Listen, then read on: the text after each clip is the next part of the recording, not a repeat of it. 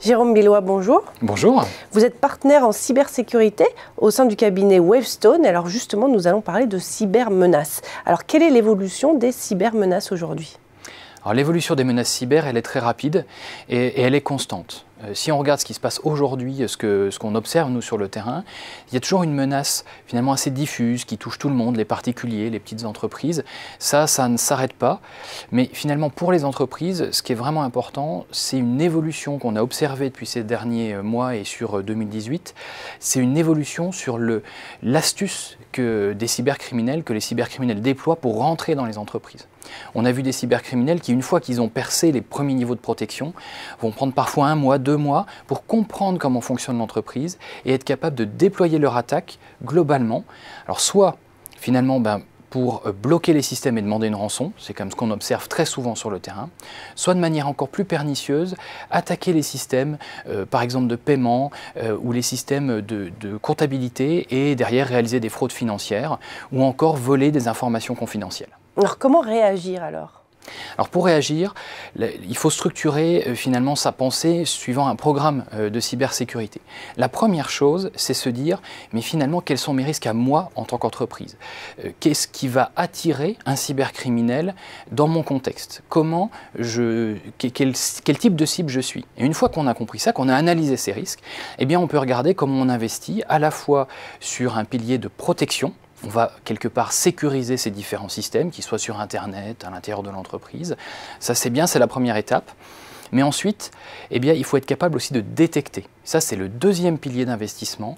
On va investir dans des systèmes qui vont observer ce qui se passe, qui vont observer ce que font les collaborateurs, alors en respectant leur vie privée évidemment, qui vont observer ce qui se passe sur Internet et qui vont pouvoir sonner l'alerte quand un cybercriminel va rentrer.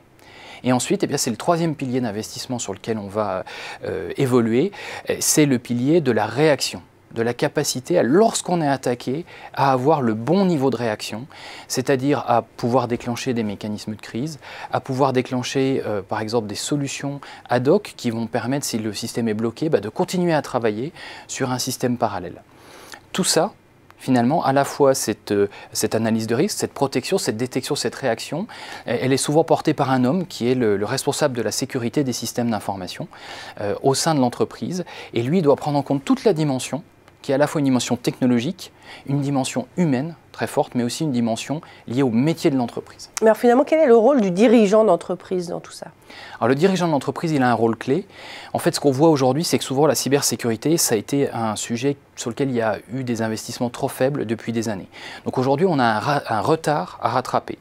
Et donc, il faut quelque part que les directions générales, tout d'abord, arrivent à s'emparer de ce sujet, à le comprendre en profondeur. Donc là, il y a un échange à avoir pour justement bien comprendre les risques, bien comprendre qui peut attaquer.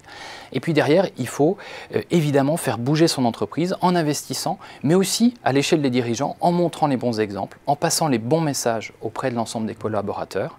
Puis ce qu'il faut aussi, c'est que les dirigeants se préparent à vivre ce type de crise. C'est plus aujourd'hui quelque chose de complètement dans la science-fiction. On le voit presque tous les mois, il y a des grandes entreprises qui sont attaquées. Donc c'est le bon moment pour que les dirigeants d'entreprise fassent des exercices de crise pour simuler finalement comment est-ce qu'eux réagiraient à une attaque cyber et quel type de réflexes ils auraient sur le terrain pour le jour où malheureusement ça peut arriver, bien avoir les bons réflexes et faire que son entreprise soit bloquée le moins longtemps possible et qu'elle puisse repartir le plus vite possible dans ses activités normales. Bien, merci pour ces précieux conseils, Jérôme Billois. Merci à vous.